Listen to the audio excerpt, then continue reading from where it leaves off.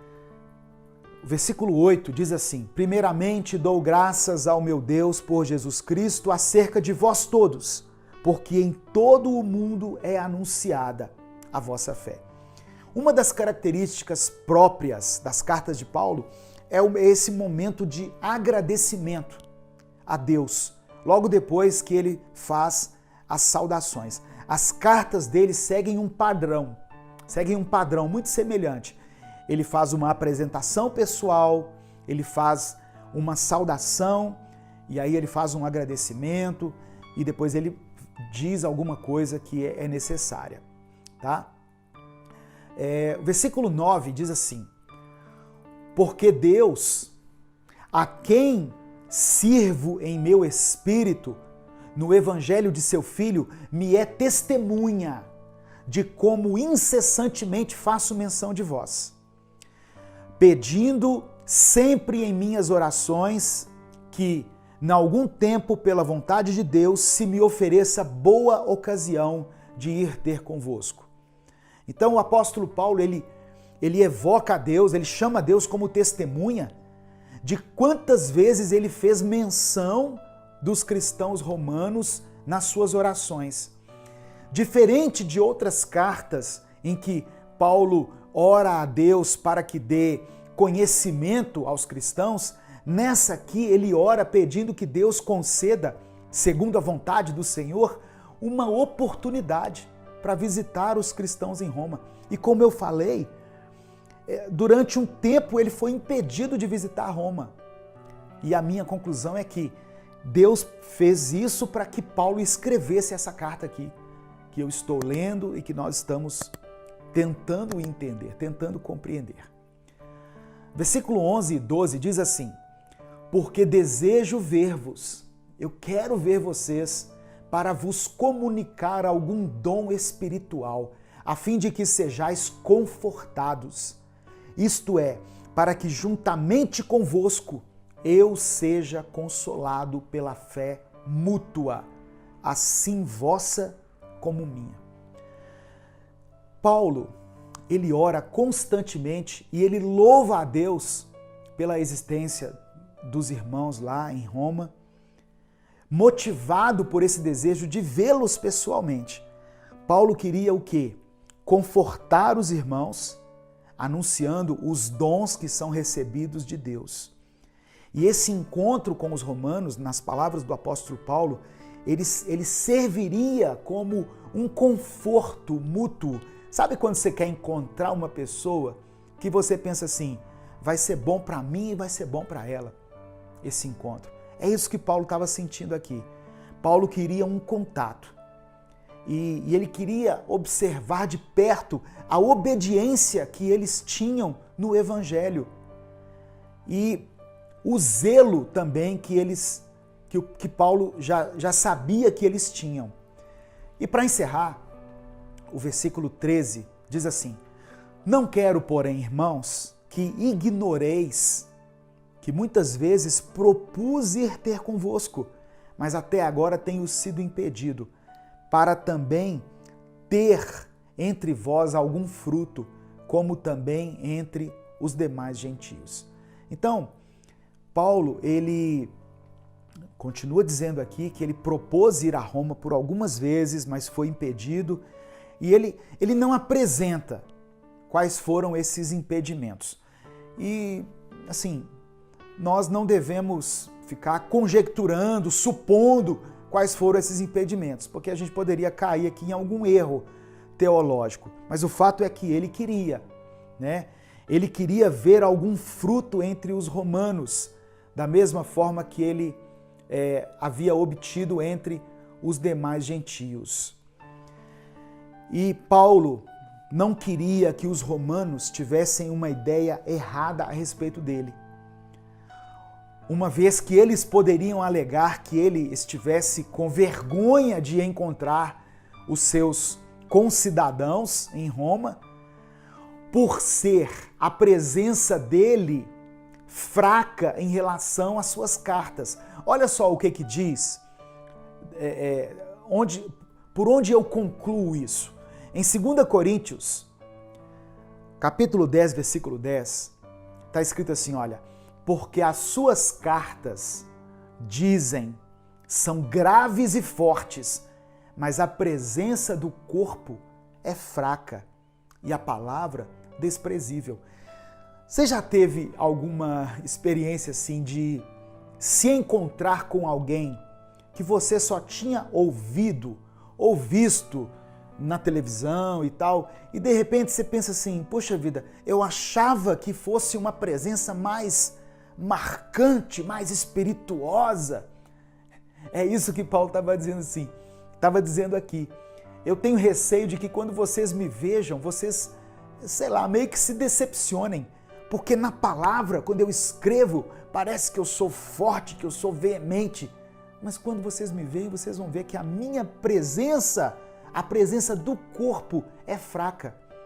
Alguns estudiosos deduzem aqui que Paulo era uma pessoa mais franzina, de baixa estatura. Eu estou supondo, tá? Eu estou falando aqui aquilo que foi fruto de pesquisa, mas não podemos afirmar nada. O fato é que ele tinha receio que os romanos tivessem uma ideia errada, errônea a seu respeito. Ele disse assim, Paulo vai vir aqui, uau, deve ser o cara que sobe no púlpito, que esbraveja, que prega, que faz, que acontece. Só que ele mesmo, o apóstolo Paulo diz na segunda carta aos Coríntios, a minha palavra é forte, mas a minha presença é fraca em relação às cartas. Então, apenas para introduzir, né, irmãos, esse estudo aqui na carta de Paulo aos Romanos, eu vou trazer a sequência desse estudo, nós vamos refletir em algumas coisas, sempre lembrando que esse é um conteúdo exclusivo para os membros do canal. Então, se você puder motivar alguém a se tornar membro também, estará apoiando o nosso ministério e nos ajudando a continuar produzindo esse conteúdo. Amém? Que Deus te abençoe. Eu quero orar por você nesse momento, diante desse ensinamento que nos foi dado aqui, né? Pedir ao Espírito Santo que consolide essas verdades do nosso coração e que nós possamos crescer a cada dia mais na graça e no conhecimento do Senhor. Pai amado e querido, eu coloco diante de Ti a vida desse irmão e dessa irmã. Obrigado, Deus, por tudo que o Teu Espírito nos ensina aqui, com a leitura, com a explanação, com o estudo da Tua Palavra. Nós somos gratos pelo Teu amor, pela Tua graça, pela Tua misericórdia. Obrigado pelos homens que o Senhor escolheu ao longo da história e que deram a vida pelo Evangelho e que não mediram esforços, que abriram mão de tudo que tinham em prol da propagação da Tua Palavra aqui na terra. E o apóstolo Paulo foi um desses homens. Que nós possamos não somente ouvir e aprender, mas possamos colocar em prática a sua humildade, o reconhecimento que ele tinha em relação à sua condição de servo e em relação à condição de soberania do Senhor. Eu oro por esse irmão, por essa irmã, supra todas as suas necessidades, abençoe a sua vida familiar, a sua vida profissional, as suas finanças, abençoe os seus relacionamentos, vá de encontro às necessidades dessa família, Pai. É o que nós te pedimos, em nome de Jesus. Amém e amém. Que Deus te abençoe. Até o nosso próximo encontro aqui, se Deus permitir. Amém.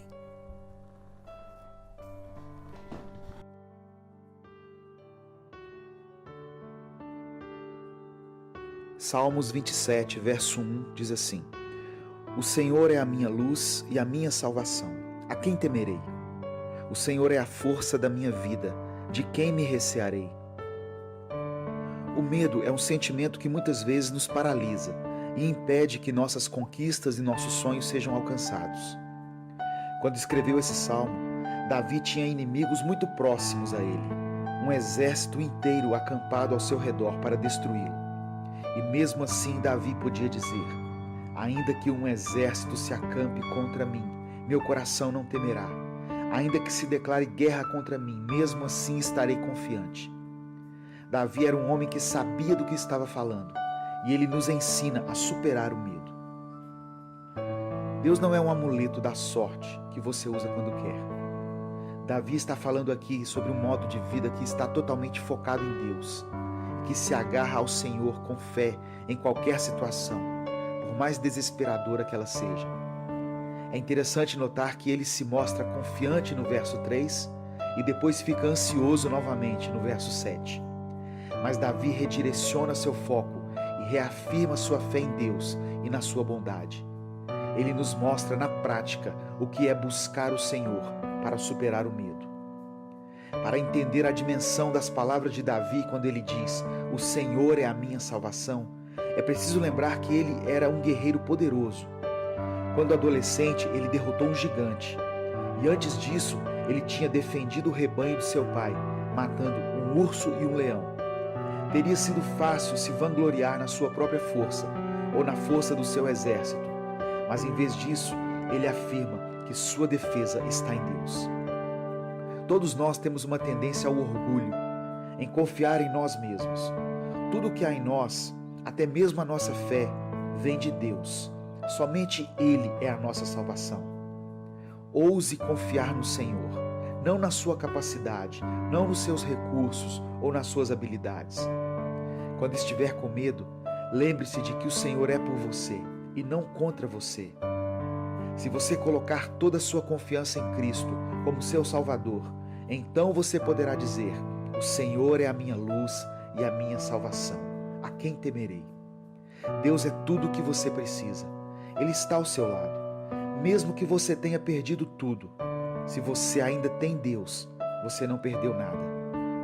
Davi fala que pediu uma coisa a Deus e a buscaria: que ele pudesse viver todos os dias na casa do Senhor, para que no dia da adversidade, Deus o protegesse na sua habitação e o colocasse em segurança sobre a rocha.